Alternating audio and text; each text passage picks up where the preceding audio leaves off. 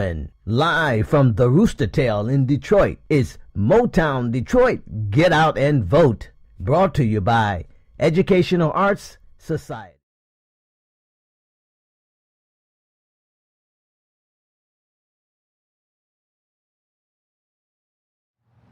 Hi, I'm Janice Slappy, President of Educational Arts Society, and we want you to get out and vote November 3rd. Hello, I'm Carl Small, the Vice President of Productions for Educational Arts Society. I would like to thank the Rooster Tail for letting us host this production for the Motown Detroit Get Out to Vote. Everyone, get out and vote November the 3rd. Good afternoon, everybody. My name is Garrett Zielsdorf, and I am Vice President of Educational Arts Society. Welcome to Motown Detroit Get Out and Vote. We'd like to thank the Rooster Tail. Now remember, again, please get out and vote, and also don't forget to fill out your census. Hi, I'm Dr. Mimi Smith, Chief Operating Officer of Educational Arts Society. Educational Arts Society is a 501c3 organization founded by CEO Walter Dwayne Parham. Our mission is to assist young aspiring musicians in achieving a professional skill set as well as a core value skill set. We do that by giving free instruments and free music lessons to underprivileged children in the Detroit metropolitan area. Our main goal is to create a smile with music in the hearts and minds of every child whom we teach. If you would like to assist us in achieving that goal by giving a donation, go to our website at easymusic.org. That's EASZMUSIC.org. Or you may call us at 248-599-2827. No donation is too large or too small. Make sure you wear your mask and go out to vote November 3rd. Okay. Hi, I'm attorney Vanda Evans of Vanda's Law. Your vote is your voice. Let it be heard loud and clear on November the 3rd. Motown Detroit, get out the vote. So imagine this, you and all your friends who are business owners being presented, gifted basically, with a workforce that you didn't even have to pay a salary to. This productive, efficient workforce will work from sunup to sundown 6 days a week, and they never complain about the long hours, the free labor, or their job duties, even the ones they had to perform in the dark of the night. Free unlimited labor, free unlimited sex, and hours upon hours of amazing entertainment for you and your family's enjoyment. As a show of gratitude, you would give them unhealthy food scraps and 1 day of Sabbath so they can worship a religion that you manipulated and predicated to justify their suffering and this free labor practice. Now imagine you could pass this business and business practice down with the free workforce, generation after generation, building impressive generational wealth that would benefit your family and friends and their family and friends for centuries to come. Life was great. You never had to lift a finger or get a higher education to amass a fortune to pass on to your lineage. Now imagine this practice abruptly ending.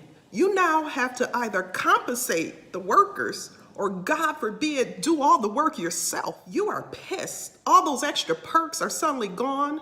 And these workers are not only wanting pay, but human rights. What would you, your friends, and family members do to make this country you invaded and built off the backs of free labor great again? You would establish systems and practices that will covertly reestablish the great system you've come to know and love. You would establish a generational justice system with loopholes and laws that will be virtually impossible for your former workforce not to break. You will create a generational law enforcement agency whose job it is to unscrupulously seek out the individuals that was once your workforce, criminalize them, so by default, they become your unpaid workers again. And what would you do with the people like me and my 4 children that you weren't able to catch and incarcerate in the massive web of systemic oppression that you and your people spun from sea to shiny sea?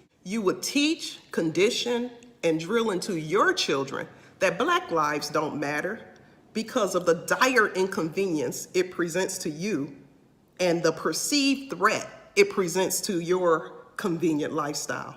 Redlining, racial profiling, poor education, economic and educational inequities, polluted air and water would be their punishment for wanting equal rights in this land of the free. And who in cares if the world is now watching and awakening to your hypocrisy?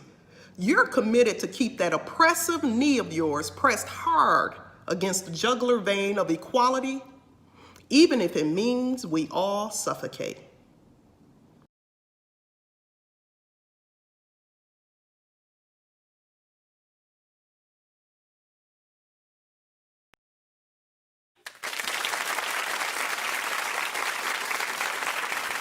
Hello, my name is Nan Bailey, and I am so excited to be a part of Motown Detroit Get Out and Vote. I stand on the shoulders of my great-great-great-grandparents. They both were slaves on 2 different plantations, and as I learned about my heritage and my history, they have fought so hard for me and my family to vote. So this November 3rd, it is very important. We all stand on the shoulders of our ancestors. So put your mouth and your pen to the paper and get out and vote November 3rd. Let your voice be heard. Might I add, I am running for Oak Park School Board because I believe in our children's future. I am caring, capable, and compassionate. So November 3rd, get out and vote for Nan Bailey, Oak Park School Board.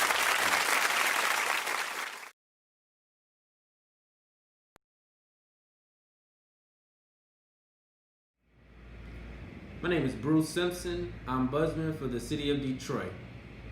Why is it important to vote? I come from a family that's very political. My grandmother, Barbara Rose Collins, the Honorable Barbara Rose Collins, was a United States Congresswoman. And I was fortunate enough as a young child to hold the Bible for her as she was sworn in on the Capitol steps by none other than Thurgood Marshall. There's a lot of history, a lot of Black history in that statement.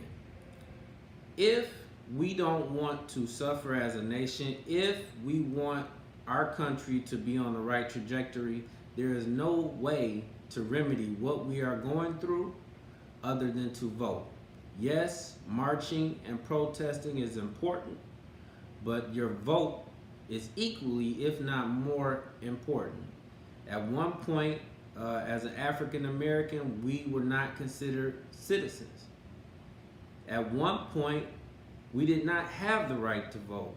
We have many of our champions, many of our giants, our heroes have put their lives on the line for our right to vote. And if we do not exercise our vote, it's all for naught. We don't want what they have done, the work that they have put in, to be in vain. I implore each and every person to come out and vote. Literally, your life depends on it. Literally, we have seen 200,000 Americans perish due to a virus that could have been offset by some sort of leadership and action. But with that being absent, we are now on our way to what could be 250,000 deaths come this November. So once again, I implore you to vote, exercise that right, no matter how cold it is, no matter how difficult it is, if you have to mail it in, if you have to carpool, whatever you have to do, please go out and vote.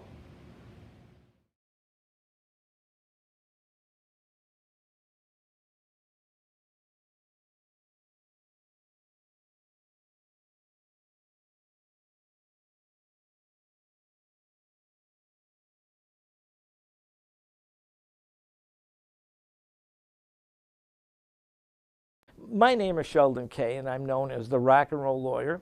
Why? Because I've been playing guitar since 1963. That makes me old. That's why I got gray hair. And I've also been practicing law since 1977. And I chose the path of doing entertainment law. And one of my famous clients that I've represented for 8 years has been Aretha Franklin, who I've got to know very well during my tenure. Her sisters, her brother, Cecil Franklin, was a friend of mine, taught me a lot about the entertainment business. One of the questions I asked Cecil was, what's the difference between Aretha's contracts and the local recording contracts? And he gave me some very wise advice. He says, Aretha's contract has more zeros in hers. And so that taught me quite a bit about entertainment law, meaning that whoever has the power can negotiate the concepts. And if you understand the concepts, you can negotiate the contract. And that's what he taught me. Learned quite a bit. And just to talk about Aretha, she was a very humble person and very soft-spoken and a kind person. And we got along very well. But my good friend Dwayne Parham has asked me to talk about our civic duty to vote. More than ever, in this election, it's very important. Our country is divided. We need to heal this country. And I think if we do it through the voting booth, we don't have to, our country doesn't have to be like a dictatorship like you see in the Latin American countries where they have coups. We don't do that here. We exchange power by the ballot box. What a great concept that our founding fathers has created. And so I've voted in every election. I've won some, I've lost some, and this election I will be voting, and I'll probably be voting absentee. And when I do that, I'm going to drop the ballot off directly to the Farmington Hills District Court area. That's where I vote at. Everybody could do that, or you could do absentee ballot if you want to. I think we're all going to be able to do that. So I'm really stressing that we get out there and vote. And it's so important. And then get involved, make your voice heard, but make your voice heard in a non-angry way so that you listen to other ideas, because other ideas may be good. If you're on the left, maybe some ideas on the right are good, and vice versa. But listen, and the way I say it in my office is that look at it as a classroom and discuss it, and look at the big picture, and how do we solve the problem that's in this big picture? Do we get angry with each other? Do we spew hate? No, that needs to stop, okay? And it's more important now than ever that we make our voice heard and we go to the election booth, press the ballot, and whatever. I have friends on all areas. I have Republican friends, I have independent friends, I have liberal friends. I don't have real radical friends here, and I don't have any radical friends here. But we all have really good discussions. And what I've learned is to keep an open mind. But we could do that, and that's what we need to get back to. So whoever wins the election, we need to get back to that principle of discourse and trying to resolve things, not with hate, but with discussion. We need to listen to everybody here. So when we hear people in the streets protesting, we need to listen to them. When we hear our politicians putting forth a view, we need to listen, but let's not do it in a hateful way. So that's why this is very important this time to get out there and vote. And tell them the rock and roll lawyer sent you. And I'll see you in 4 years. I'll do this again next election. Take care.